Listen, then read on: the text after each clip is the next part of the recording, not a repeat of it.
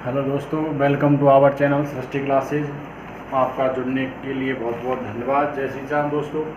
दोस्तों आज हम बात करते हैं एक बार फिर से जो कोचिंग में बीएसटीसी का जो एक पेपर टेस्ट सीरीज चल रही है, जिसमें आपके लिए पूर्ण तरीके से बीएसटीसी बेस्ड जो आपका मेन पेपर होगा उसके रिलेटेड या उसी के आधार मानकर जो एक टेस्ट सीरीज चल रही है, उसकी आज हम रीजनिंग के सॉल्यूशन की बात करें। टेस्ट नंबर 4 अभी जो कंडक्ट हुआ है आज, इसकी बात करते हैं। दोस्तों इसमें मैंने आपको पहले भी बताया, ध्यान में रखना, अगर आप निरंतर रूप से इसके टेस्ट सॉल्यूशन भी देखते रहोगे और निरंतर रूप से टेस्ट देते रहोगे ना, तो एक अच्छा स्कोर करोगे तुम। डेफिनेटली मैं इस बात को कह सकता हूँ 400 प्लस स्कोर तुम कर सकते हो अगर निरंतर रूप से सॉल्यूशन देखते रहोगे और निरंतर रूप से अगर टेस्ट देते रहोगे ना। टेस्टों से तुम्हें बहुत फायदा देखने को मिलेगा।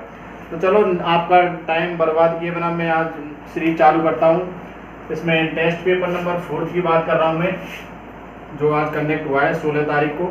अब देखना, इसमें पहला क्वेश्चन है। इसमें कहा गया है एक सुबह महेश साइकिल चलाते समय देखता है कि सूरज उसके पीठ की तरफ है। क्वेश्चन नंबर 1 की बात कर रहा हूँ दोस्तों। एक सुबह महेश साइकिल चलाते वक्त देखता है कि सूर्य उसके पीठ की तरफ है, तो बताइए उस समय उसका दाहिना हाथ किस तरफ होगा। पहले तो मुझे बताइए, इसमें कहा गया सूर्य उसकी पीठ की तरफ है, सुबह का टाइम है। अरे दोस्तों टाइम कौन सा है? सुबह का टाइम है। तो मुझे बताओ सुबह के टाइम सूरज कौन सी दिशा में होगा?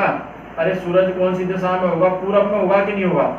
सूरज पूरब में होगा। अब ये कह रहा है जब वो आदमी महेश साइकिल चला रहा है तो उसकी पीठ है सूरज की तरफ, या उसके पीठ की तरफ कौन है? सूरज है।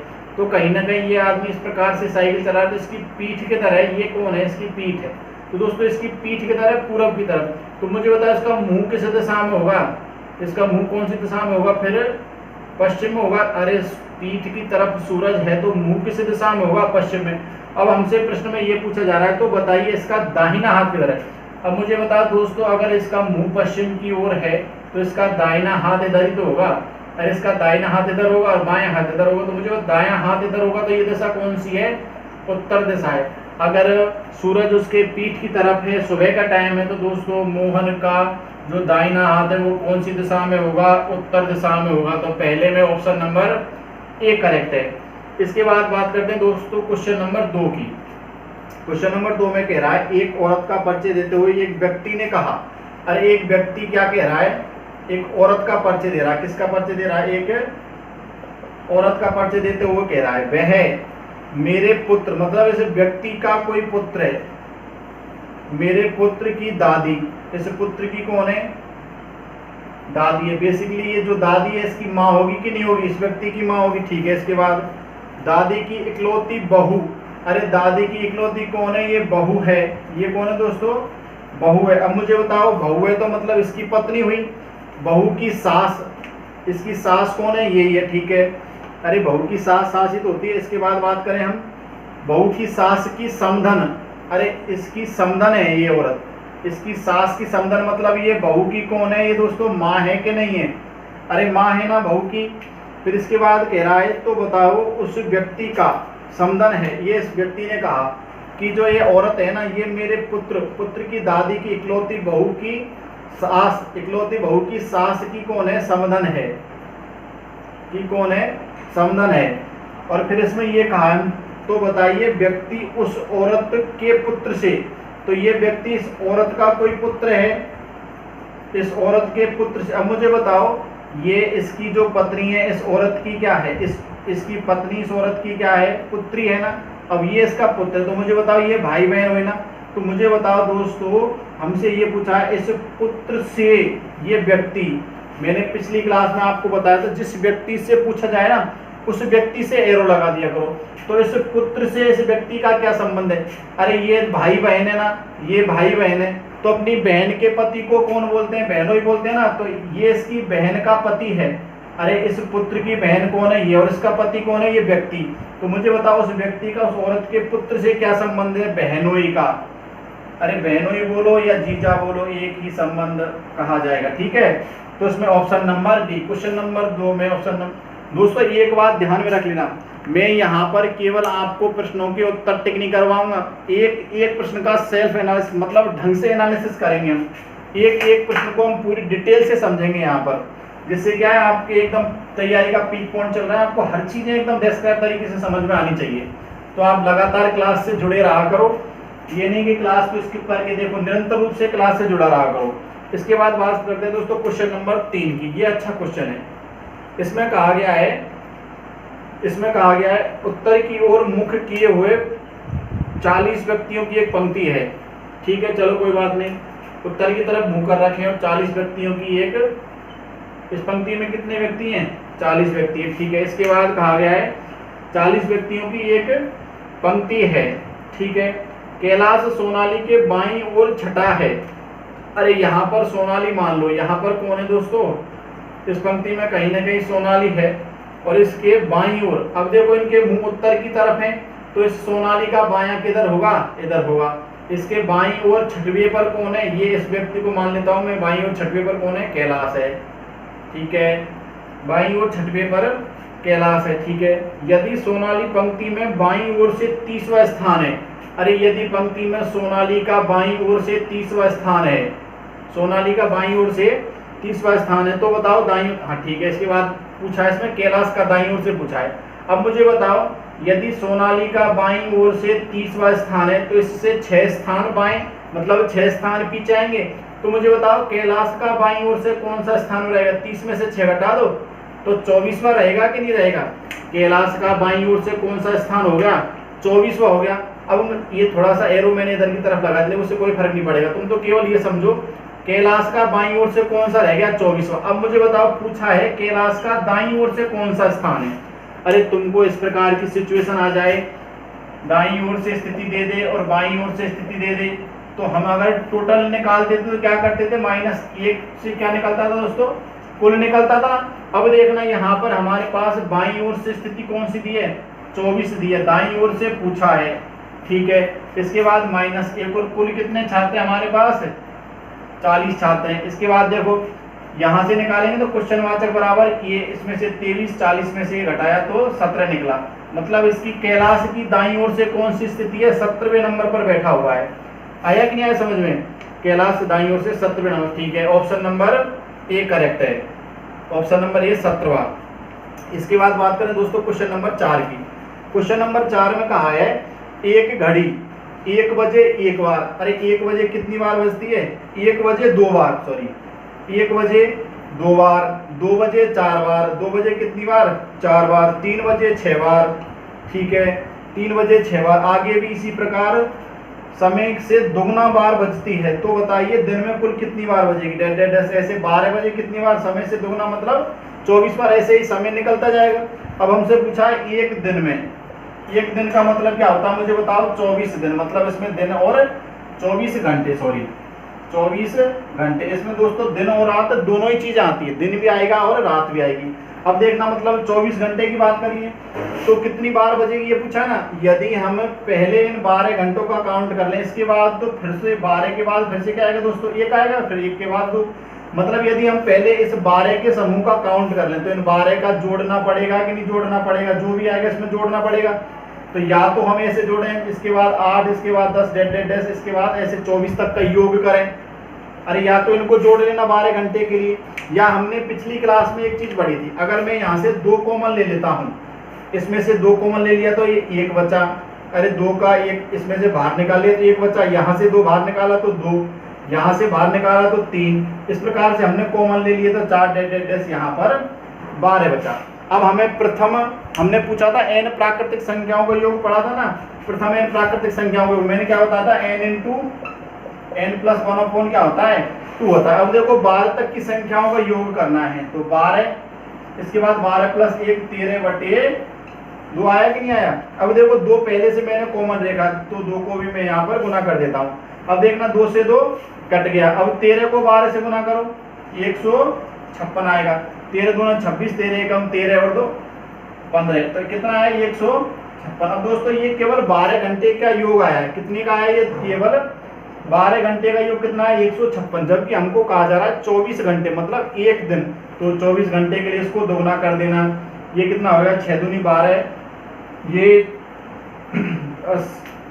कितना हो गया? 6 दूनी 12, इसके बाद 10 और 1 11, 3 2 और 1 3, 312 हो गया। 312 मतलब ऑप्शन नंबर सी सही है। चौथे में ऑप्शन नंबर दोस्तों कौन सा सही है? सी सही है। इसके बाद बात करें हम क्वेश्चन नंबर 5 की। ये अच्छा क्वेश्चन है। ये जिस भी क्वेश्चन में आपको थोड़ी सी भी दिक्कत आए ना, किसी भी क्वेश्चन में अगर आपको दिक्कत आए तो कमेंट बॉक्स में आप कमेंट करके बता देना, जिससे मैं उसका सही ढंग से एक बार पूरा एनालिसिस करके आपको बता दूं। वैसे तो मैं एक एक क्वेश्चन को यहाँ पर डिटेल समझा रहा हूँ, प्रत्येक क्वेश्चन का हम यहाँ पर डिटेल सॉल्यूशन देखेंगे। अगर फिर भी आपको किसी क्वेश्चन में कोई दिक्कत आती है तो आप बता देना, निसंकोच बता देना, ठीक है। अब ये कहा जाए एक सामान्य वर्ष में 1 फरवरी को सोमवार होती है, नहीं ये होता है, तो बताओ फरवरी के सहित उस वर्ष में कितने महीने। अच्छा, प्रारंभिक दिन पूछा है। अब देखना, ये मैं 2 चीजें लिख देता हूँ। ये तो लिखा मैंने सामान्य वर्ष, पर ये लिख देता हूँ मैं लीप वर्ष। अरे 2 ही प्रकार के वर्ष होंगे, तो एक छोटा सा कोड याद रख लेना, मैं लिख देता हूँ। वैसे तो इनको मैंने बता रखा है और डेज के हिसाब से, लेकिन आप तो डायरेक्ट याद रख लेना। सामान्य वर्ष के लिए 1440, 250, 36, 146 इस प्रकार का कोड है। मतलब ये जनवरी के लिए, ये फरवरी के लिए, ये मार्च के लिए, अप्रैल के लिए, मई के लिए, जून, ये जुलाई, ये अगस्त, ये सितंबर, ये अक्टूबर लिख दिया मैंने, नवंबर और दिसंबर। अरे 12 महीने के 12 कोड हो गए। यहाँ पर केवल लीप वर्ष में चेंज होगा 03, बाकी सब कुछ सेम है। 03, 40, 250, 36, 100। अब देखना, जिस भी महीने का कोड अगर समान आ रहा है, जिन जिन महीने का, तो उनके जो प्रारंभिक दिन होंगे ना, या फिर उनका महीने का कैलेंडर सेम रहेगा। जैसे यदि 1 तारीख को किसी भी महीने की, जैसे अपन बात करें यहाँ पर, देखना एक यहाँ पर भी आ रहा है और एक यहाँ पर भी आ रहा है। मतलब यहाँ पर जनवरी का कैलेंडर अक्टूबर के क्या होगा? समान होगा। मतलब अगर 1 जनवरी को सोमवार है तो 1 अक्टूबर को भी सोमवार होगा। इस प्रकार से देखना, 4 किन का कोड है? 3 का कोड है। मतलब एक तो मार्च, इसका बाद एक तो फरवरी का कोड किसके समान है? मार्च के। और ये कौन सा महीना है? नवंबर के, ठीक है साहब। इसके बाद देखो 00 सेम है, 00 अप्रैल और जुलाई में सेम है। मतलब अप्रैल का कैलेंडर किसके समान रहेगा? जुलाई के समान रहेगा। इसके बाद देखो और कोई सेम है क्या इसमें? ये 2 है क्या? नहीं है, ठीक है। 5 भी नहीं है, 3 भी नहीं है, ये 6 और है, सितंबर और दिसंबर है। मतलब सितंबर महीने का कैलेंडर किसके समान रहेगा? मतलब 1 सितंबर को यदि रविवार है तो 1 दिसंबर को भी रविवार रहेगा। ये तो रहा साधारण वर्ष का। किसका? साधारण वर्ष का। और लीप वर्ष में ध्यान रखना तुम, लीप वर्ष में जैसे 0 किस किस का? जनवरी का है, इसके बाद अप्रैल का है और इसके बाद जुलाई का है। तो जनवरी का, अप्रैल का और जुलाई का कैलेंडर सेम रहेगा। इसके बाद बात करें हम, 3 है क्या? कहीं 3 यहाँ पर है, फरवरी में है और अगस्त में है। तो फरवरी का कैलेंडर किसके समान रहेगा? अगस्त के समान। और ऐसे देख लेना, बाकी 4 यहाँ पर भी है और 4 मतलब मार्च और नवंबर का, मार्च और नवंबर का। बाकी अपन देखें यदि तो इसके बाद और क्या बचा? ये 6 सेम है। मतलब सितंबर और दिसंबर का कैलेंडर यहाँ पर सेम रहेगा। तो दोस्तों ध्यान में रखना, अगर आपसे प्रारंभिक दिन के हिसाब से पूछे कि इस जो महीने का प्रारंभिक दिन है वो और इस वर्ष में किसके समान, किस महीने के समान रहेगा, तो ध्यान में रख लेना। यहाँ पर साधारण वर्ष में तो इन महीनों के कैलेंडर आपस में समान रहते हैं और लीप वर्ष में इन महीनों के कैलेंडर आपस में समान रहते हैं। तो हमसे किसका पूछा है? फरवरी। अब देखना वर्ष कौन सा है? साधारण वर्ष। अब फरवरी के समान एक तो फरवरी, मार्च और नवंबर। मतलब इसमें कहा है फरवरी के सहित वर्ष के कितने महीने? मतलब 3 महीने। फरवरी के सहित मतलब 3 महीने। तो दोस्तों क्वेश्चन नंबर 5 में कौन सा है? ऑप्शन नंबर डी करेक्ट है। यहाँ पर कितने रहेंगे? 3 रहेंगे। आए ना समझ में? अरे अगर आपसे समान महीने की बात करता है तो ये वाले आपको छोटी सी ट्रिक यहाँ पर ध्यान में रख लेना। 14, 40। अरे ये सोच लेना किसी का मोबाइल नंबर है, वैसे मोबाइल नंबर 10 अंकों का होता है लेकिन 12 का आधार कार्ड नंबर सोच लेना। 14, 40, 250, 36, 146। ये तो साधारण वर्ष का। लीप वर्ष के लिए प्रारंभिक 2 अंक चेंज होंगे, 0, 3, बाकी सब सेम है। 0, 3, 40, 250, 36, 146। इसके बाद बात करें दोस्तों क्वेश्चन नंबर 6 की। क्वेश्चन नंबर 6 की बात करें हम यहाँ पर। क्वेश्चन नंबर 6 में कहा गया यदि किसी वर्ष 25 जून को शुक्रवार है, क्या कहा है? 25 जून को क्या है? शुक्रवार है, ठीक है साहब। यदि किसी वर्ष 25 जून को शुक्रवार है तो बताइए इस वर्ष के अक्टूबर माह में कौन सा वार 5 बार आएगा। इसके लिए मैं आपको पहले 2-3 चीजें बता देता हूँ। इधर देखना, या तो महीना 28 तारीख का होगा, या महीना 29 तारीख का होगा, या 30 का होगा, या 31 का होगा। अरे 28-29 के तो केवल फरवरी होती है, बाकी 30 या 31 का होगा। अब देखो महीने की शुरुआत करते हैं हम। 1 तारीख, इसके बाद 2, 3, 4, 5, 6 और 7, इस प्रकार से साप्ताहिक दिन रहेंगे। 7 के बाद मतलब रवि, सोम, मंगल, बुध, गुरु, शुक्र, शनि, 7 दिन रिपीट होंगे। इसके बाद 7 के बाद यहाँ 8 आएगा, 8 आएगा। और 8 के बाद यदि बात करें हम सप्ताह के प्रारंभिक दिन 8, 9, 10, 11, 12, 13 और 14 इस प्रकार से रहेंगे। 15, 16, 17, 18, 19, 20 और 21। इसके बाद 22, 23, 24, ये ध्यान रखिए ना, मैं जो चीज समझाना चाह रहा हूँ। 23, 24, 25, 26, 27 और 28 इस प्रकार से दिन रहेंगे। तो देखो यहाँ पर महीना कोई जब 28 दिनों का महीना होता है ना, तो किसी भी बार से प्रारंभ हो जाए, चाहे किसी भी बार से प्रारंभ हो, इसमें केवल बार अधिकतम कितनी बार आ सकता है? 4 बार आ सकता है। कोई भी बार ध्यान में रख लेना, ठीक है। इसके बाद बात करें 29 वाले महीने की, तो देखना यहाँ तक तो सेम रहेगा 28 तक, मतलब 1 से 7 तक पहला सप्ताह। इसके बाद अगर हम बात करें 8 से 14 तक, इसके बाद बात करें 15 से 21, इसके बाद बात करें 22 से और 28। लेकिन यहाँ पर 29 तारीख और आएगी, तो ध्यान में रख लेना। इसमें जो पहली तारीख को कौन सा बार आ रहा है, पहली तारीख को जो बार आ रहा है वो कितनी बार आएगा? 5 बार। मतलब 1 तारीख को जो बार आ रहा है वो कितनी बार आएगा दोस्तों? 5 बार। या तो हम ये कहें, या हम ये कह दें जो बार 29 तारीख को आ रहा है वो भी 5 बार आएगा। चाहे तुम किसी भी बार से काउंट कर लेना। यदि 29 दिनों का महीना है तो उसमें 1 तारीख को जो बार आ रहा है वही बार 5 बार आएगा। मतलब अधिकतम कितनी बार आएगा? वो 5 बार। और या 29 तारीख वाला, कोई भी कह लो तुम, 1 तारीख और 29 तारीख वाला बार अधिकतम बार आएगा। इसके बाद बात करें दोस्तों, यदि महीना 30 का है तो 1 से 7 तक पहला सप्ताह, फिर 8 से 14 तक दूसरा सप्ताह, फिर इसके बाद बात करें 15 से 21, इसके बाद 22 से 28, इसके बाद 29 तारीख आएगी और 30 तारीख आएगी। या थोड़ा सा इसको मैं डिटेल में लिख देता हूँ, चलो। 1, 2, 3, 7, इसके बाद 8, 9, 10 और 14, इसके बाद 15, 16, 17 और यहाँ पर 22, 21, सॉरी, यहाँ पर 22, 23, 24 और 28, इसके बाद 28 और 29, ये लिख दिया मैंने 29 और 30। अब देखो यहाँ पर 5 बार कौन सा बार? जो 1 तारीख को और 2 तारीख को जो बार आएगा नहीं, वही बार देखो 5 बार है कि नहीं। मतलब 1 बार, 2 बार, 3 बार, 4 बार और 5 बार आए। जैसे यदि रविवार है तो रविवार देखो 1, 2, 3, 4, 5। सोमवार है तो सोम 1, 2, 3, 4, 5। मतलब यदि 30 तारीख का महीना है तो उसमें 1 तारीख को जो बार है वो 5 बार आएगा, और 2 तारीख को जो बार है वो भी 5 बार आएगा। मतलब इस महीने में 2 बार, कोई सी जो प्रारंभिक बार है ना, वो 2 बार कितनी बार रिपीट होंगे? 5 बार रिपीट होंगे। आए नहीं यार समझ में? चाहे हम बात करें 1 और 2 तारीख को आने वाले, चाहे हम बात करें 29 और 30 तारीख को आने वाले बार क्या होंगे? रिपीट, मतलब 5 बार आएंगे। इसके बाद यदि महीना 31 का है तो देखो 1, 2, 3 इस प्रकार से यहाँ पर पहला सप्ताह 7 तक, इसके बाद बात करें 8, 9, 10, इसके बाद दूसरा सप्ताह 14 तक, इसके बाद 15, 16, 17 और तीसरा सप्ताह 21 तक, इसके बाद 22, 23, 24 और यहाँ पर 28 तक, इसके बाद 29, 30 और 31। अब देखो इसके बाद तुम ध्यान में रखना, यदि महीना 31 का है तो 31 में देखो पहला सप्ताह 7 तक रहेगा, 8 से 14 दूसरा, 15 से 21 तीसरा, 22 से 28 तीसरा वो चौथा, और 28 से 29, 30 और 31। अब देखो यहाँ पर देखना, इधर देखो ये यदि सोमवार या मंगलवार कोई भी वार है तो देखो 1, 2, 3, 4, 5। यहाँ पर देखो 1, 2, 3, 4, 5, 1, 2, 3, 4, 5। मतलब ध्यान में रख लेना, यदि महीना 31 तारीख का है, यदि महीना 31 दिनों का है तो जो बार 1, 2, 3 तारीख को आ रहे हैं, जो बार 1, 2, 3 को आ रहे हैं, जो बार 29, 30, 31 को आ रहे हैं, वो कितनी बार रिपीट होंगे? वो 5 बार रिपीट होंगे। और ऐसे कितने बार आएंगे? इसमें 3 बार आएंगे। आए ना समझ में? अरे कोई से भी बार आ सकते हैं लगातार में, जो 1 तारीख को, 2 तारीख को, 3 तारीख को बार पढ़ रहे हैं वो 5 बार रिपीट होंगे।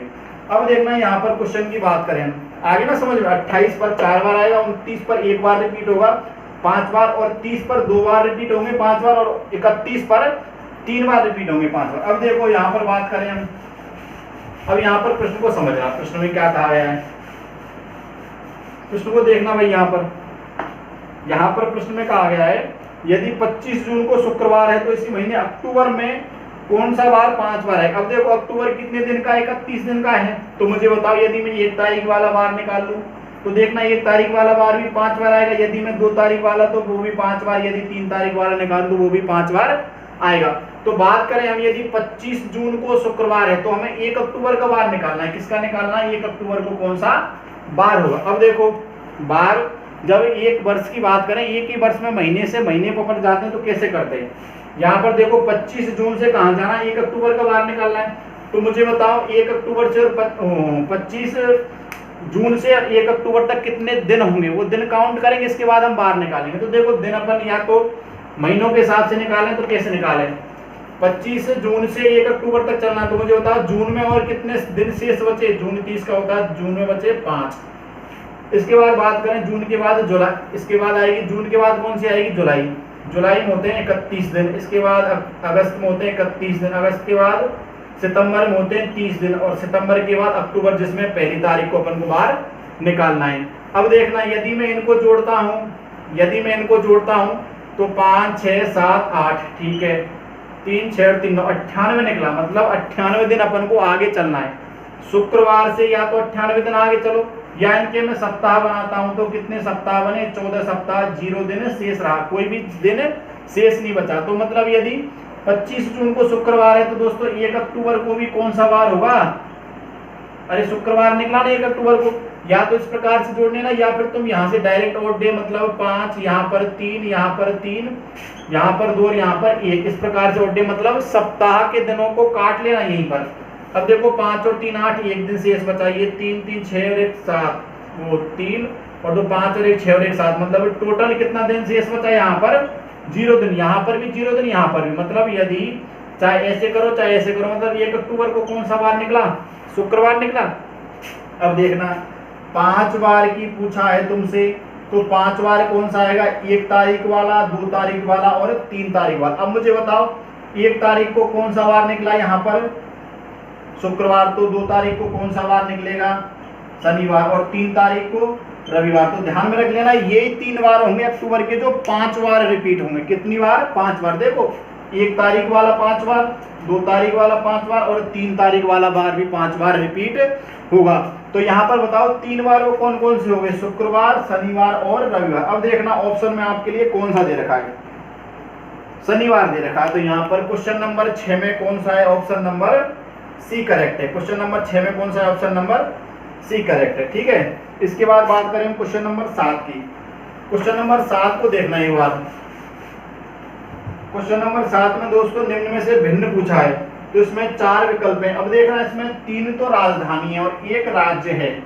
अब इसमें यही चीज देखनी है। देखो मेघालय तो राज्य जिसकी राजधानी शिलांग है। आइजोल राजधानी है मिजोरम की। बेंगलोर राजधानी कर्नाटक की। और ये चेन्नई राजधानी है तमिलनाडु की, ठीक है। तो यहाँ पर कौन सा इनमें भिन्न है, ऑप्शन नंबर ए। अरे 7वें में ऑप्शन नंबर ए भिन्न है, मेघालय। मेघालय एक राज्य है जिसकी राजधानी क्या है दोस्तों, शिलांग। और बाकी पहले से ही इसमें अन्य क्या है, तीनों राजधानियां हैं। इसके बाद बात करूं मैं क्वेश्चन नंबर 8 की। क्वेश्चन नंबर 8 में पूछा है महासागर का संबंध जो तालाब से है। अरे महासागर का संबंध किससे बता रखा है, तालाब से। वही संबंध किससे पूछा है हमसे, एनालॉजी का है, सादृश्यता, किलोमीटर का संबंध पूछा है।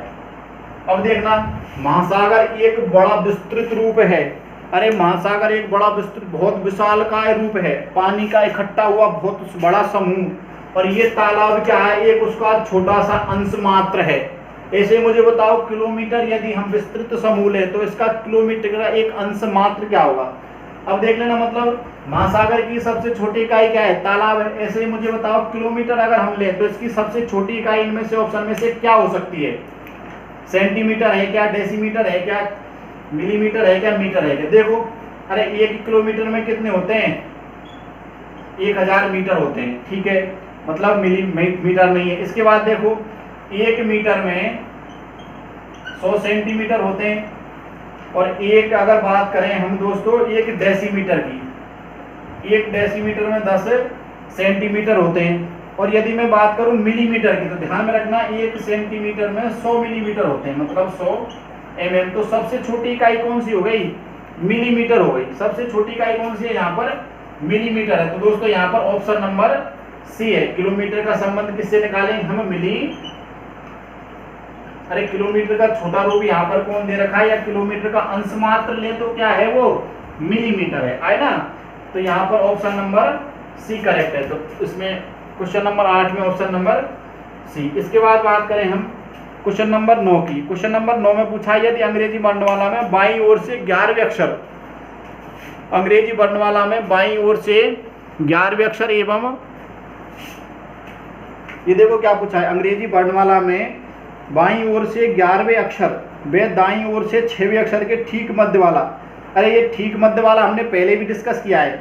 ठीक मध्य वाला अक्षर निकालते हैं तो हम क्या करते हैं, दोनों अक्षरों की या तो बाएं से स्थिति निकाल लो, और बाएं से स्थिति निकाल के उन दोनों को जोड़ के 2 का भाग दे दो, या तो इस प्रकार से निकाल लो, या फिर हम क्या करें, अगर ABCD के हिसाब से मतलब अल्फ़ाबेट लिख कर भी करते हैं तो दोनों ही तरीके यहाँ पर हम उपयोग में ले सकते हैं। जैसे देखना, यदि अंग्रेजी वर्णमाला में बाईं ओर से 11वां, क्वेश्चन नंबर 9 की, अरे बाईं ओर से तो कौन सा दे रखा है? 11वें अक्षर, और दाईं ओर से 6वें अक्षर, दाईं ओर से 6वें अक्षर के ठीक बीच। तो ध्यान में रखना, जब ठीक बीच पूछा जाए ना, मैंने क्या आपको पिछली क्लास में बताया है, तो यहाँ पर हम करेंगे बायां प्लस 27 माइनस दायां, मतलब ये भी बायां आएंगे ना, 27 माइनस दायां बटे 2। अब देखो बाएं से स्थिति कौन सी है? 11वीं। 27 माइनस 6 करोगे तो 21 आएगा, 21 बटे 2 मतलब 21, और ये कितने हो गए? 11, 32, 32 बटे 2 मतलब 16। अरे 16वां अक्षर कौन सा है? पी है। तो इन दोनों अक्षरों के ठीक बीच में कौन आएगा? 16वां अक्षर, जो कौन है? या तो इस हिसाब से करो, या फिर अगर हम दूसरा तरीका अप्लाई करते हैं तो वो वर्णमाला लिख के करना पड़ेगा। तो वर्णमाला लिख के भी हम कैसे करेंगे, तो देखो एक बार मैं आपको ये भी बता देता हूँ। देखो जो यहाँ पर कहा है, अंग्रेजी वर्णमाला में बाईं ओर से 11, अब पहले बताओ बाईं ओर से 11वां कौन सा रहेगा? के रहेगा। और दाईं ओर से 6वां, अब बताओ दाईं ओर से 6वां कौन सा रहेगा? यू रहेगा ना। 27 माइनस 21 यू रहेगा। इसके बाद के से यू के बीच में बताओ, के के बाद L M N O P Q R S T और U। अब देखना ये कहा गया है के और यू के ठीक बीच वाला अक्षर बताइए। के ठीक बीच मतलब एक अक्षर इधर से लो, एक अक्षर इधर से लो, एक अक्षर इधर से लिया, एक इधर से ले लिया, एक इधर से और एक इधर से, एक इधर से और एक इधर से। तो इनके ठीक बीच में कौन सा अक्षर बचा दोस्तों? पी बचाना। तो या तो वर्णमाला निकाल के लिख लो, या फिर अपन ये सूत्र से करें, बायां प्लस 27 माइनस दायां बटे 2। ठीक बीच में जब पूछा जाए तो दोनों ही तरीके हम अप्लाई कर सकते हैं। मतलब इसमें ऑप्शन नंबर सी सही है। क्वेश्चन नंबर 9 में ऑप्शन नंबर सी सही है। इसके बाद बात करें क्वेश्चन नंबर 10 की, जो एक बेहद ही अच्छा क्वेश्चन है। ये अगर आपसे किसी भी तारीख को कोई बार निकालना है तो देखो, इसका मैंने पिछली क्लास में भी आपको तरीका बताया था शायद, अगर नहीं बताया तो यहाँ पर सीख लो। किसी भी तारीख को, यदि किसी तारीख को आपसे बार पूछे तो किस प्रकार से निकालते हैं। जैसे दोस्तों यहाँ पर पूछा है आपसे क्वेश्चन नंबर 10 में 9 जुलाई 2007 को पूछा है कौन सा बार होगा। तो देखो मैंने पिछली क्लास में आपको एक क्लास में बताया था जिसमें मैंने 15 अगस्त 1947 को पूछा था। तो देखो यहाँ पर 2007 में पूछा है, तो हम पहले यदि 2006 तक का काम तमाम कर लें, यदि हम 2006 तक की प्रोसेस पूरी कर लें। मैंने बताया था 2006 को मतलब इसको 2 टुकड़ों में बांटा, एक तो 2000 और एक मैंने लिखा है इसको 6, ठीक है। अब देखो मैंने आपको बताया था यदि 100 शेष बचता है, यदि 100 की शताब्दी है तो यहाँ पर कितना है 5, और यदि 200 की शताब्दी है तो यहाँ पर मैंने 3 बताया था, और यदि 300 की शताब्दी है तो यहाँ पर शेष में 1 बताया था, और यदि 400 की शताब्दी है तो 0 बताया था। अब मुझे बताओ 200, ये जो 2000 वर्ष है ये कौन सी शताब्दी है? 400 का भाग देके देखो लीप शताब्दी है। अरे लीप शताब्दी है तो यहाँ पर कितना बचेगा? 0। अब मुझे बताओ यहाँ पर ये है 6 वर्ष बचे। अब इसमें लीप वर्ष कितने हैं? अरे लीप कितने हैं? 6 में एक ही तो है 4। अब देखो मैंने आपको बताया था, और साधारण वर्ष कितने हैं दोस्तों? इसमें साधारण वर्ष हैं 5 वर्ष है साधारण। तो लीप वर्ष के लिए तो 2 दिन आगे चलते हैं और साधारण के लिए 1 दिन। तो टोटल कितने दिन आगे चले? 7 दिन आगे चले। या मैं इसको 6 + 1 मतलब टोटल वर्ष में लीप वर्ष जोड़ दूं तो यहाँ पर भी 7 दिन आगे चलना है ना। अब इन 7 का मैंने यदि ऑड डेज या साप्ताहिक दिन बनाता हूँ तो 7/7 मतलब यहाँ पर 0 दिन बचा। तो ध्यान में रख लेना 2000 के लिए कितना दिन शेष बचा था 0, और प्लस अगर मैं 6 भी कर दूं तो यहाँ भी 0, मतलब 2006 के लिए दोस्तों कितना बचा 0 दिन शेष बचा। अब देखो 2006 तक का काम तमाम कर लिया। इसके बाद बात करें हम एंटर करते हैं 2007 में। अब देखो 2007 में कहां तक की बात करी उसने 9 जुलाई की। तो देखो एक एक स्टेप चलते हैं। पहले हमें जनवरी फेस करनी पड़ेगी। जनवरी में कितने दिन बचेंगे 3। फरवरी देखो 2007 की तो 28 दिन की रहेगी। फरवरी में 0 दिन, उसको नहीं लिखते, फरवरी को लिख दो। चलो मार्च में 3 बचेंगे, अप्रैल में 2, अप्रैल के बाद मई में 3, मई के बाद जून में 2, जुलाई में 3। देखो जुलाई लेकिन 9 जुलाई तक जाना है तो 9 में से भी देंगे तो 2। अब देखो इनको समूह बना लो, 3 3 6 और 2 8, यहाँ पर 1 बचा। ये कितना होगा 3 और 2 5 और 2 7, मतलब यहाँ पर 0। मतलब यदि बात करें मैंने 2007 में कहाँ तक गया 9 जुलाई तक। अरे 9 जुलाई तक गया मैं 2007 में, तो कितना दिन शेष था 1 दिन बचा। और यदि मैं इन दोनों को जोड़कर लिखूं, मतलब यदि टोटल लिखता हूं मैं दोस्तों, टोटल लिखता हूं 9 जुलाई 2007 तक कितने, 2006 में तो बचे 0 और 2007 में 1, तो टोटल कितना दिन बचा 1। और मैंने आपको बताया था जब ये कोड निकलते हैं ना, जब ये संख्या निकल जाती है तो ध्यान में रखने ला हमेशा 0 पर रविवार को रखना है। अरे 0 का मतलब खाली, और खाली का मतलब होता है निठल्ला। अरे दोस्तों हमें निठल्ले कब रहते हैं या बिना काम के कब रहते हैं, रविवार को। तो 0 पर तो रखना है रविवार को, या मैं लिखूं तो 0 पर तो किसको रखना है रविवार को। इसके बाद 1 पर रखना है सोमवार को। अरे 0 पर जब तुम रविवार को रख दोगे ना, फिर उसके बाद लगातार साप्ताहिक दिनों को काउंट करते जाना। 1 पर सोमवार, 2 पर मंगलवार, 3 पर बुधवार, 4 पर गुरुवार, 5 पर आएगा तुम्हारा शुक्रवार, 6 पर आएगा शनिवार। अब देखो दोस्तों यहाँ पर कितना बचा 1 का मतलब क्या है सोमवार है। तो जो ये डेट पूछिए ना, इसको कौन सा वार होगा सोमवार। कौन सा वार निकला सोमवार, तो ऑप्शन नंबर बी करेक्ट है। Question number 10 option number B correct है सोमवार। इसके बाद बात करें दोस्तों क्वेश्चन नंबर 11 की। देखना ये मैंने आपको एक घड़ी का है, इसमें मैंने आपको पिछली क्लास में भी बताया था चाहे तो आप सूत्र से करो और चाहे तो आप डायरेक्ट घड़ी बनाकर भी इसको कर सकते हो। जैसे अभी हम बात करें, दोनों ही तरीके से बात करेंगे। एक बार फिर से देखना, जब घड़ी का कोई तुम्हें समय दे दे और तुमसे पूछा जाए मिनट वाली और घंटे वाली सुई के बीच एंगल बताइए, तो यहाँ पर मैंने आपको बताया था समय क्या पूछा है, अरे समय 3:45 दिया है। तो दोस्तों मैंने आपको बताया था एंगल मतलब कोण बराबर क्या होता है मिनट गुना 11 माइनस 60 गुना क्या होता है हावर्स बटे 2। अब देखो यहाँ पर एंगल निकालना है तो मिनट कितनी है 45 गुना 11 माइनस 60 गुना हावर्स कितने 3/2। ये गुना करो 11 पंजे 55, 11 चौका 44 और 5 49 माइनस 6 18 180/2। अब ये कितना बचा 5 1 3 315, कितना बचा 315/2। और इसको करो 315/2 को लिखता हूं तो मैं 157 सही 1/2 1 5 7, ठीक है 157 से 1/2 लिखें या 157.5 लिख दें। ये वाला कोण निकला 157 सही 1/2। चलो ये ऑप्शन में है 157 सही 1/2 डिग्री, या ये लिखें चाहे देखो दोस्तों, चाहे अब मैंने आपको बताया था घड़ी बना के कर लो, अरे घड़ी बना के भी एंगल हम निकाल सकते हैं। देखना घड़ी इस प्रकार से होगी, यहाँ पर 12 है 1 2 3 5 6 7 8 9 10 11 और 12। अब देखो समय क्या हो रहा 3:45, तो मतलब मिनट वाली सुई तो कहाँ है 9 पर है, और घंटे वाली सुई कहाँ है दोस्तों, इस प्रकार से 4 की थोड़ी सी समथिंग। ये समय आ गया समझ में 3:45। अब हमसे ये वाला कोण पूछा है, मतलब यदि मैं डिटेल में लिखता हूँ यहाँ पर, तो दोस्तों ये वाला कोण पूछा है हमसे यहाँ से यहाँ तक का। अब देखो इसको कैसे निकालेंगे, यहाँ पर आपको कुछ नहीं करना है, जो ये घंटे वाली सुई है ना, इससे अगले वाले अंक पर आपको एक डैश से आप एक लाइन कर लेना। ठीक है साहब, ये लाइन कर ली।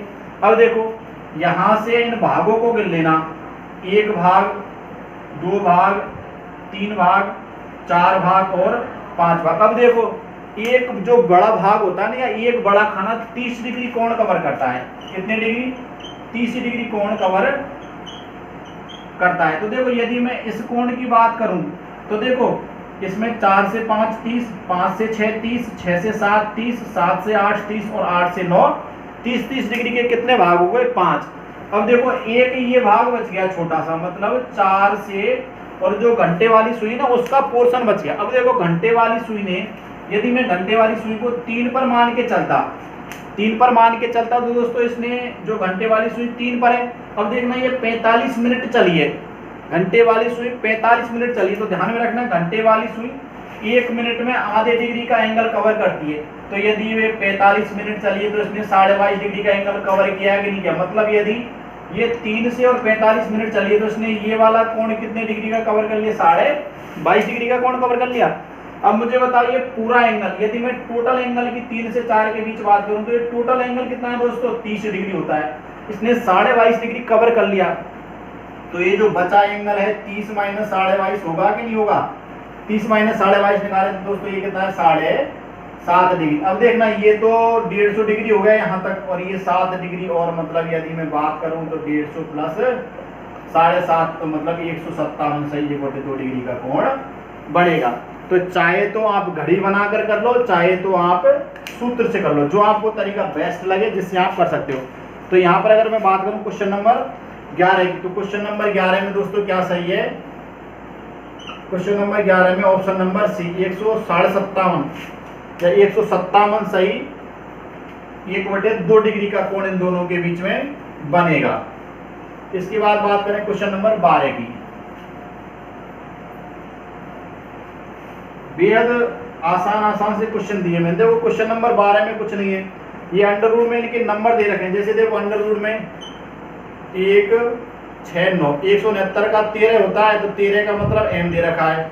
इसके बाद 100, ये देखो 1 4 4, ये 144 का मतलब 12 होता है। रूट को खोलेंगे तो इसमें l होता है, ठीक है। इसके बाद हमसे पूछा है एक, अरे ये तो देखा रूट में AIF, मतलब यदि मैं रूट को लिखता हूँ तो 1 9 6 196 किसका वर्गमूल है? अरे 196 किसका वर्ग है? 14 का। मतलब 196 का अगर वर्गमूल करते हैं तो क्या आएगा? 14। अब देखना 14 नंबर पर क्या आता है? n। तो यहाँ पर ऑप्शन नंबर सी, 12 में ऑप्शन नंबर सी।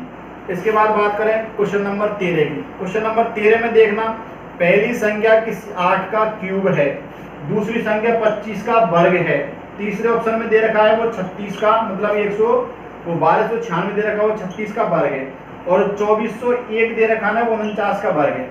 अब ध्यान देना ऑप्शन नंबर ए के अलावा ये तीनों ही क्या है? वर्ग हैं, जबकि ऑप्शन नंबर ए क्या है? क्यूब है। तो यहाँ पर कौन सा 13वें में ऑप्शन नंबर ए हो जाएगा। इसके बाद बात करें दोस्तों ऑप्शन नंबर क्वेश्चन नंबर 14 की। क्वेश्चन नंबर 14 में एक शब्द दे रखा है मैथमेटिक्स, MATICS, ये शब्द दे रखा है। इसमें हमसे ये पूछा है कि इसमें ऐसे कितने अक्षर युग्म होंगे जिनके बीच इतने ही अक्षर आते हैं जितने कि अंग्रेजी वर्णमाला में आते हैं। तो यहाँ पर ध्यान में रख लेना 2 युग्म बनेंगे। एक तो देखो M से काउंट करते हैं अपन, M के बाद MNOPQRST, एक युग्म तो ये बन रहा है, ठीक है। एक युग्म तो ये बन रहा है, और एक बनेगा EFGHI, एक युग्म ये बन रहा है। इसमें केवल 2 युग्म बन रहे हैं। आप काउंट कर लेना, एक अक्षर से काउंट करते हैं स्टार्ट करने, जैसे M से काउंट किया, फिर A से काउंट करके देखना कोई बन रहा है, फिर T से काउंट करना।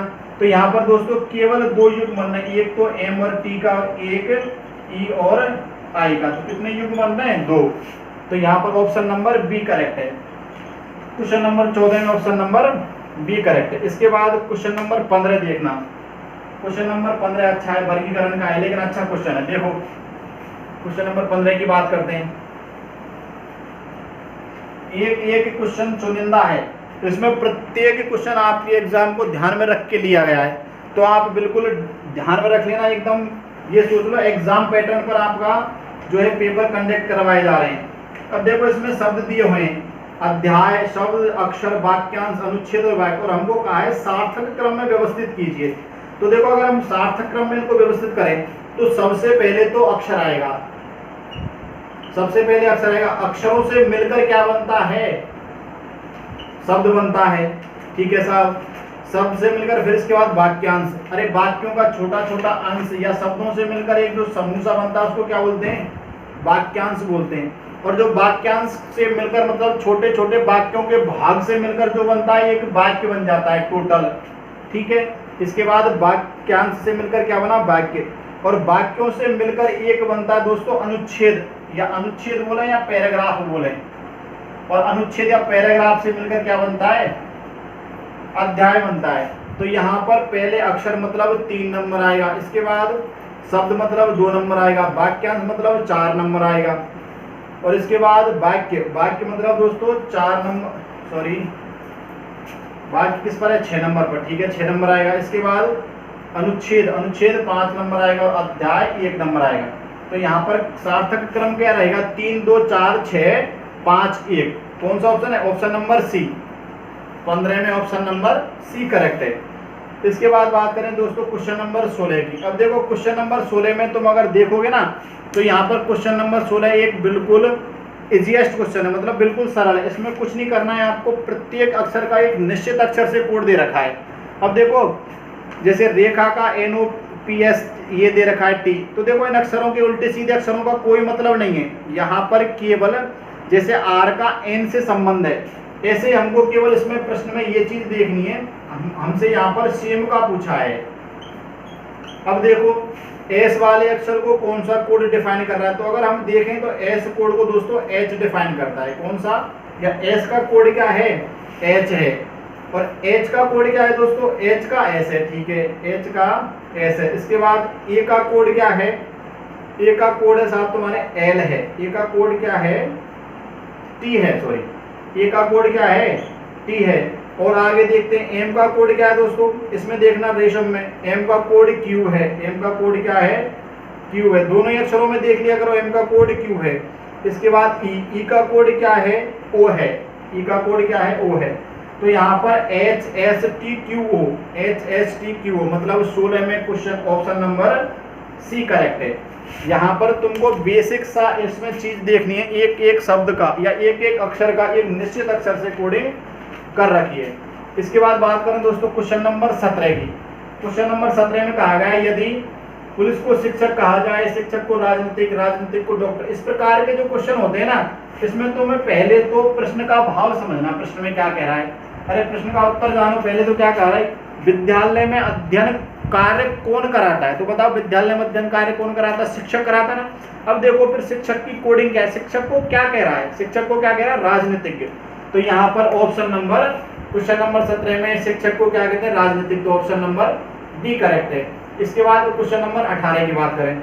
18 में एक सीरीज दे रखी है 7 8 18 57 प्रश्नवाचक, इसके बाद 1165।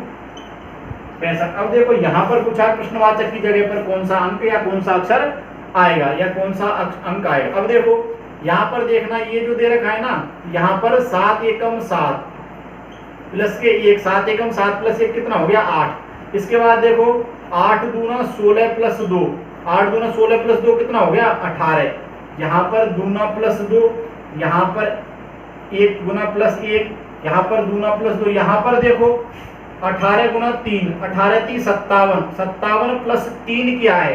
अरे 18 3 54, सॉरी 18 3 54, 54 प्लस 3 कितना हो गया? 57, मतलब गुना 3 और प्लस 3। अब बताओ यहाँ क्या करेंगे? गुना 4 और प्लस 4 करना पड़ेगा। तो देखो करते हैं, यहाँ पर 57 गुना 4 करो पहले। तो 57 गुना 4 कितने हो गए? 7 चौक 28, 20 और 2 22 प्लस 4 करना है, तो ये कितना हो गया? 2 3 2 232 निकला। यहाँ पर प्रश्नवाचक की जगह क्या निकला दोस्तों? 200 क्या निकला? 32 निकला। अब देखो यहाँ पर क्या करना पड़ेगा? इंटू 5 करना पड़ेगा। देखो इंटू 1 इंटू 2 इंटू 3 इंटू 4 और इंटू क्या करना पड़ेगा? 5। फिर देखो प्लस 1 प्लस 2 3 प्लस 4, यहाँ पर क्या करना पड़ेगा? प्लस 5। तो यदि तुम इसको 5 से गुणा करके प्लस 5 करोगे तो 1165 ही आएगा। तो दोस्तों यहाँ पर प्रश्नवाचक की जगह क्या आएगा? 232, मतलब ऑप्शन नंबर बी करेक्ट है। ऑप्शन नंबर बी करेक्ट है। इसके बाद बात करें हम दोस्तों क्वेश्चन नंबर 19 की। क्वेश्चन नंबर 19 में देखना, क्वेश्चन नंबर 19 में तो डायरेक्ट है। क्वेश्चन नंबर 19 में ऐसा कुछ नहीं है। यहाँ पर एक सीरीज दे रखी है, देखो क्वेश्चन नंबर 19 में ये दे रखा है बी डी जेड, इसमें देखना पहले अक्षर को देखो प्लस दो कर रखा है, देखो 2 4 6 8 10 प्लस 2 मतलब कितना आएगा 12, 12 पर क्या आएगा एल। इसके बाद देखो डी का नंबर 4 और जी का नंबर 7, 4 और 3 7, 3 10, 10 3 13, 13 और 3 16, 16 और 3 19, अरे पी का नंबर 16 है ना, 16 और 3 19, 19 पर क्या आएगा दोस्तों एस। इसके बाद देखो आगे देखो जेड से पहले तो +3 किया पहले में, फिर दूसरे में +3 किया, फिर देखो जेड से x आया मतलब प्लस ये -2, देखो यहाँ पर -2, x से b मतलब -2 मतलब 24 -2 22, 22 -2 20, 20 -2 18, 18 -2 कितना हो जाएगा 16, 16 पर क्या आता है p आता है। तो एल एस पी कौन सा है, ऑप्शन नंबर ए करेक्ट है। यहाँ पर पहले में तो +3 किया है, दूसरे में +3 किया है और तीसरे में -2 किया है। इसके बाद बात करें दोस्तों क्वेश्चन नंबर 20 की। क्वेश्चन नंबर 20 इस प्रकार का सेम क्वेश्चन मैं आपको पिछली क्लास में करवा चुका हूँ। क्वेश्चन नंबर 20 में कहा है यदि एक घड़ी 24 घंटे में 15 मिनट सुस्त हो जाती है, मतलब यदि सही घड़ी का टाइम लिखूं और मैं गलत का टाइम लिखूं, सही और गलत का टाइम लिखूं, तो देखो यहाँ पर क्या आ गया 24 घंटे में 15 मिनट, मतलब यदि 24 घंटे सही घड़ी चलती है तो ये 15 मिनट सुस्त का मतलब ये कितनी चलेगी 23 घंटे 45 मिनट चल रही है ना, 15 मिनट सुस्त हो जाती है। अब देखो यदि मैं इसको घंटे में टाइम को निकालूं तो ये 24 हो गया, इसको लिखता हूँ 23 घंटे 45 मिनट को चेंज करें तो 45/60, इसको काटो कितनी बार कटा 3 बार, और ये 15 से 3 बार और ये 4 बार। अब देखो 24 चौका 96 और 3 95, ये 24 ये कितना हो गया 23 अनुपात 45/60 था ना, ये कितनी बार कटा 3 बार, ये 4 बार, अरे 23 चौका 92, 92 और 3 95, ये कितना निकला दोस्तों 95/4। अब देखो इधर तुम अगर अनुपात से करोगे तो ये कितना होगा 24 चौका 96, मतलब अगर अनुपात लिखूं तो कितना निकला 96 अनुपात 95, मतलब सही घड़ी 96 घंटे चलती है तो गलत घड़ी कितनी चलेगी 95 घंटे। इस प्रकार से इनका अनुपात निकला। अब ये कहा गया है यदि इसे रात को 9 बजे मिलाया गया, रात गलत, इसको दोनों को कब मिलाया गया, रात को 9 बजे मिलाया गया, तो बताओ जब गलत घड़ी या जब घड़ी में अगले दिन शाम के 4 बज रहे हैं, अरे घड़ी में कितने बज रहे हैं शाम के 4, इस घड़ी में बज रहे हैं मतलब गलत घड़ी में कितने बज रहे हैं शाम के 4, तो सही समय पूछा है। अब देखना इस गलत घड़ी ने कितना टाइम कंज्यूम कर लिया, मतलब ये गलत घड़ी कितना घंटे चली, रात को 9 बजे से अगले दिन शाम को 4 बजे तक अगर तुम काउंट करोगे तो 12 और 7 19, तो इसने कितने घंटे काउंट या कितने घंटे कंज्यूम करे दोस्तों 19, अरे गलत घड़ी 19 घंटे चली, तो हमें निकालना है सही घड़ी कितने घंटे चलेगी। अब देखना यहाँ पर अनुपात से यदि गलत घड़ी 95 घंटे चलती है तो सही घड़ी कितना चली 96, यदि गलत घड़ी 19 घंटे चलती है तो सही घड़ी कितना चलेगी 96/95 गुना 19 से काटो 19 पंजा 95, 5 बार कटा। अब देखो 96 में 5 का भाग दो, 96 में 5 का भाग दोगे तो 19 बार गया, 19 पंजे 95, कितना बचा 1/5, मतलब 19 घंटे और 1/5। अब देखो 1/5 भी घंटे, इसको मिनट में बदलने के लिए 60 से गुना किया तो ये कितना निकला 12 पंजे 60, मतलब 12 मिनट, 19 घंटे और 12 मिनट। अब देखो सही घड़ी तो चली 19, वो गलत घड़ी तो चली 19 घंटे, तो सही घड़ी कितनी चलेगी 19 घंटे और 5, 19 घंटे और 12 मिनट, 19 घंटे और 12 मिनट। अब देखो ये 12 मिनट आगे चलेगी ना इससे, अरे सही जो टाइम होगा वो 12 मिनट अधिक हो गया होगा।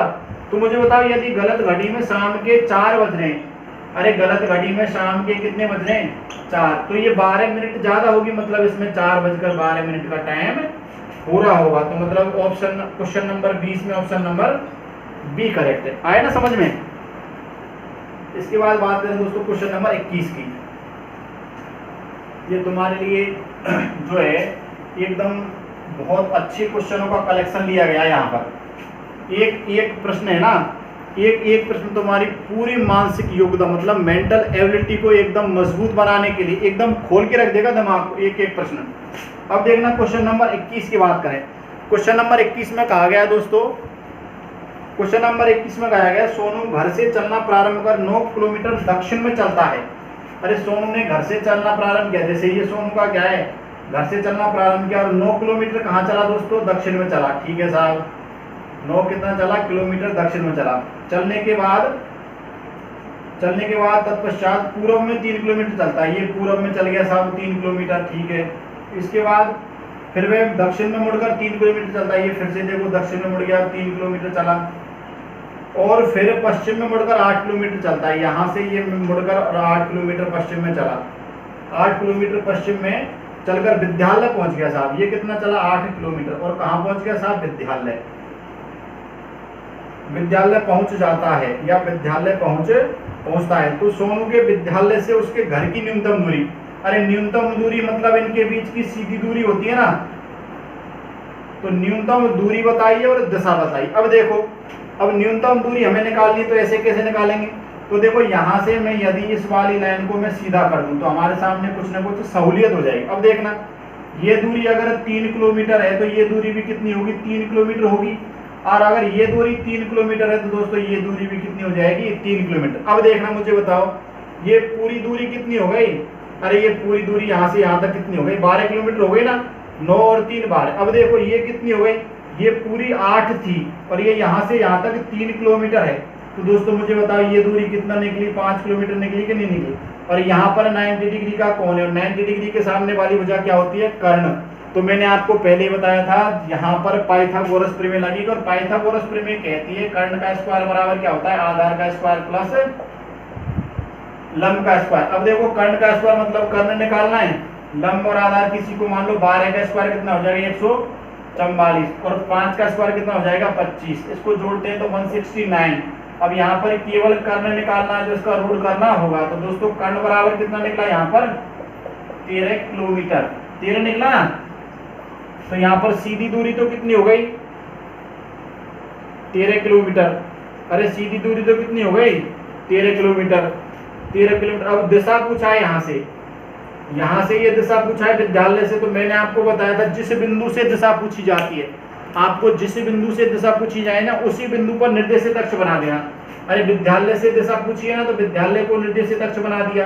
तो मुझे बताओ ये वाली दिशा पूछी ना विद्यालय से घर की, तो देखो ये उत्तर है और ये पूरब है। तो दोस्तों ये वाली दिशा कौन सी हो जाएगी? उत्तर पूरब। तो इसका उत्तर क्या रहेगा? उत्तर पूरब दिशा रहेगी, उत्तर पूरब दिशा रहेगी। तो 13 किलोमीटर उत्तर पूरब आंसर है, ठीक है। मतलब ऑप्शन नंबर सी करेक्ट है। दोस्तों यहाँ पर कौन सा है? ऑप्शन नंबर सी करेक्ट है। क्वेश्चन नंबर 21 में ऑप्शन नंबर सी, 13 किलोमीटर उत्तर पूरब, ठीक है साहब। इसके बाद बात करें दोस्तों क्वेश्चन नंबर 22 और 23 की, नहीं क्वेश्चन नंबर 22 की। देखना क्वेश्चन नंबर 22 समझ लेना ढंग से। क्वेश्चन नंबर 22 बेहद आसान और बेहद अच्छा क्वेश्चन है, लेकिन केवल समझने वाली बात है, इसमें समझ का फेर लगेगा तुम्हें और कुछ नहीं है।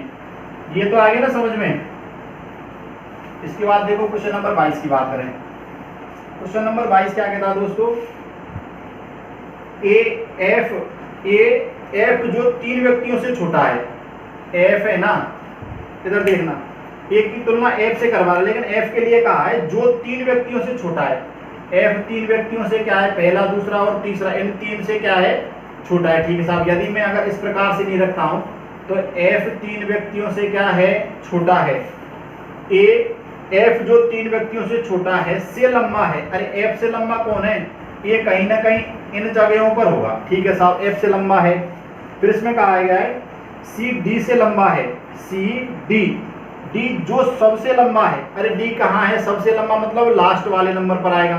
तो ये इन दो पर बचा, फिर डी सी डी जो सबसे लंबा है से छोटा है। अरे डी से छोटा कौन है? सी है, ठीक है साहब। ये नीचे आएगा, डी से नीचे। इसके बाद कहा जा रहा है बी ई से लंबा है। अरे बी किससे लंबा है? ई से। तो ये इस प्रकार से आएंगे, ठीक है। इसके बाद कहा जा रहा है सी न तो एफ से छोटा है न ए से लंबा है। सी न तो एफ से क्या है? छोटा, न ए से लंबा है। मतलब यहाँ पर आएगा ए और एफ के बीच में कौन आएगा? सी आएगा। अब देखो कुछ चीजें साफ हुई।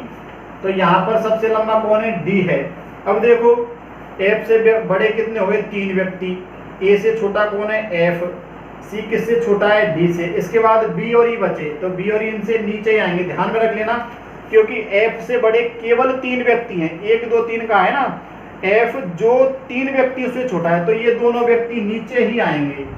अब देखो क्या इस प्रकार से यहाँ पर अरेंजमेंट होगा इनका। अब देखो यहाँ पर क्या कहा जा रहा है? निम्न व्यक्तियों में तीसरा सबसे छोटा पूछा है। तीसरा सबसे छोटा मतलब ये पहला सबसे छोटा, ये दूसरा सबसे छोटा और ये तीसरा सबसे छोटा। तीसरा सबसे छोटा कौन है? एफ है। तो दोस्तों यहाँ पर कौन सा है? Option number D. अरे 22 में कौन सा है? ऑप्शन नंबर डी करेक्ट है। आया ना समझ में? इसके बाद बात करें क्वेश्चन नंबर 23 और 24 की। देखो क्वेश्चन नंबर 23 और 24 ये सिटिंग अरेंजमेंट का अच्छा क्वेश्चन है। इसमें कहा गया है 8 व्यक्ति एक अष्टभुजीय या अष्टभुजाकार टेबल के शीर्षों पर बैठे हैं। देखो अष्टभुजाकार टेबल, पहले तो कई तो अष्टभुजाकार टेबल ही नहीं बना सकते, कैसी बनेगी टेबल? जब अष्टभुजाकार टेबल बनाओगे ना तो कहीं ना कहीं देखना जिसकी 8 भुजाएं होंगी वो अष्टभुजाकार होगी। इसमें समझने वाली क्या बात है? जिसकी 8 भुजाएं होंगी वो अष्टभुजाकार होगी। 1 2 3 4 5 6 7 8, जिसके 8 कोने होंगे। अब देखो इसमें कहा जा रहा है केंद्र की ओर मुंह करके बैठे हैं 8 व्यक्ति शीर्षों पर। ठीक है साहब, इस प्रकार से 8 व्यक्ति ये बैठे हुए हैं। अब देखना जब केंद्र की ओर मुंह होंगे तो इस प्रकार का, जो इस प्रकार से चलेंगे तो वो कैसे चल रहे हैं? बाएं। और इस प्रकार से चलेंगे तो वो कैसे चल रहे हैं? दाएं। मतलब घड़ी की दिशा में चल रहे हैं तो बाएं, और घड़ी के विपरीत चल रहे हैं तो अपन दाएं। अब देखो क्या कहा जा रहा है क्यू बी और एस के बीच में। अब तुम क्यू को कहूं बैठा लो, वो बी और एस के बीच में होना चाहिए। या तो इस प्रकार से बैठाइए दोस्तों, यहाँ पर ऐसे भी तो हो सकता है बी यहाँ पर हो और एस। देखो क्यू बी और एस के बीच है। इसके बाद क्या कहा जा रहा है? डब्ल्यू क्यू के बाईं और तीसरे, क्यू के बाईं और तीसरे स्थान पर डब्ल्यू है। पहला दूसरा और तीसरे स्थान पर कौन है? डब्ल्यू है, स्थान पर है। एवं पी के, ये डब्ल्यू है ना, एवं आया तो एवं डब्ल्यू के लिए आया, एवं पी के दाएं। अब देखो पी के दाएं दूसरे स्थान पर डब्ल्यू है तो डब्ल्यू के बाएं होगा ना पी, पहला और दूसरा ये कौन होगा? अरे पी के दाएं हो गया ना डब्ल्यू दूसरे स्थान पर। ठीक है साहब। इसके बाद कहा जा रहा है आर पी और बी के बीच में। अब देखो आर की जो स्थिति है वो पी और बी के बीच में, मतलब बी और पी के बीच में आर होना चाहिए, तो ये वाला तो होगा नहीं। तो बी यहाँ पर बैठाएं, अरे बी को यहाँ पर बैठाएं तो पी और बी के बीच में कौन आएगा दोस्तों? आर। तो यहाँ पर ये पता चल गया कि आर, यहाँ पर बी और एस की स्थितियाँ क्या होंगी। इसके बाद देखो क्या कहा जा रहा है, टी क्यू के सामने नहीं है। अरे क्यू का सामना कौन है? ये। तो यहाँ पर टी नहीं होना चाहिए, यहाँ पर टी नहीं होना चाहिए। तो टी कहाँ होगा फिर? यहाँ 2 स्थान तो बचे, एक ये और एक ये। तो यहाँ पर कौन बैठेगा? बचा हुआ व्यक्ति मतलब यू बैठेगा। आए समझ में? ये तुम्हारी सिटिंग अरेंजमेंट हो गई। अब देखो क्या कहा जा रहा है, एस के बाएं तीसरा कौन है? एस के बाएं पहला दूसरा और तीसरा कौन है? यू है। तो क्वेश्चन नंबर 23 में एस के बाएं तीसरा कौन है? यू है। तो अगर मैं बात करूं ऑप्शन नंबर बी करेक्ट। इसके बाद निम्न में से किस समूह में व्यक्ति आमने सामने नहीं है? देखो आमने सामने ये व्यक्ति हैं, आमने सामने ये व्यक्ति हैं साहब। ठीक है। अब देख लो तुम्हारा कौन सा पेयर नहीं खाता है। क्यू के सामने यू है का है, ठीक है। बी के सामने टी है क्या? अरे बी के सामने तो डब्ल्यू है, तो यही आ गया पकड़ में आ गया। 24 में कौन सा है? बी है। और देख लो, चलो चेक कर लो, पी के सामने एस है क्या? पी के सामने एस है साहब। इसके बाद डब्ल्यू के सामने बी है साहब। ठीक है साहब। तो यहाँ पर कौन सा समझ में, कौन सा पकड़ में आ गया? अरे बी आया। अरे कौन सा पकड़ में आया? बी आया। इसके बाद देखो क्वेश्चन नंबर 25 की बात करें। अरे 24 में आ गया ना समझ में दोस्तों। इसके बाद बात करें क्वेश्चन नंबर 25 की। इसके बाद बात करें क्वेश्चन नंबर 25 की। देखो ये अरेंजमेंट आ गई, इसका स्क्रीनशॉट ले लिया करो। अगर किसी के समझ में नहीं आए तो रिवाइंड करके देख लिया करो वीडियो। अब देखो इसमें क्वेश्चन नंबर 25 में क्या कह रहा है? क्वेश्चन नंबर 25 में कह रहा है 64 + 7 बराबर 460 है। ठीक है साहब। 25 + 8 बराबर क्या दे रखा है? 212। तो हमसे पूछा है 43 + 9, 43 + 9 बराबर क्या हो? अब देखो ये तो हमारी समझ में आ गया, कहीं ना कहीं इनमें गुना हो रहा हो। इतनी बड़ी संख्या आ रही है 460, तो कहीं ना कहीं कुछ ना कुछ तो गुना हो रहा होगा, तभी तो इनसे इतनी बड़ी संख्या बन रही। अगर मैं इनको गुना करूँ तो गुना करो 7 चौका 28, 42, 43, 44। अरे 448 आए तो जबकि 460 आना चाहिए। चलो देखो आगे करके देखते हैं। 25 8 200, यहाँ पर 200, 212। अब देखना यहाँ पर भी अगर मैं 12 जोड़ देता हूँ तो यहाँ पर कितना निकल गया? 460। और दोस्तों यदि मैं यहाँ पर 12 जोड़ दूँ तो ये कितना निकल गया? 212। अब देखो यहाँ पर गुना करके 12 जोड़ना, ये तो आया हमारे समझ में। तो इनको गुना करो, 43 × 9 करो पहले, 9 तिया 27, ये कितना हो गया? 36। अरे 9 × 27 हासिल 2, 9 चौका 36, 36 और 2 38। अब इसमें प्लस के क्या करना है? 12। तो ये कितना आया? 9, 9 और 399 आया। अब 399 ऑप्शन नंबर डी। अरे क्वेश्चन नंबर 25 में ऑप्शन नंबर डी करेक्ट है। अब देखना दोस्तों, मैंने आपको यहाँ पर 1 से 25 तक एकदम डिटेल में बताएं और 26 से जो 50 है, बाकी हम अगली वीडियो में कर लेंगे, क्योंकि एक जो ज़्यादा बड़ी वीडियो सही नहीं रहती है। या हम बात करें तो अभी जो है मैंने आपको 1 से 25 तक एकदम डिटेल तरीके में बताया, इसकी अगली वीडियो में अभी डाल रहा हूँ। लेकिन यहाँ पर ध्यान में रख लेना, अगर 1 से 25 तक अगर आपको कोई भी डाउट हो तो यहीं कमेंट में कमेंट करके बता देना। वैसे तो मैंने आपको पूरी डिटेल तरीके से बताया है, ठीक है ना दोस्तों। तो निरंतर रूप से आप क्लास लेते रहो और लगातार वीडियो देखते रहो सॉल्यूशन की, जिससे क्या है आपकी बहुत चीज़ें क्लियर होंगी। अरे बहुत सी चीज़ें ऐसी हैं जो तुमसे छूट जाती हैं, लेकिन जब तुम यहाँ पर सॉल्यूशन दोगे तो प्रत्येक चीज़ तुम्हारे आराम से समझ में आ जाएगी। आया ना समझ में।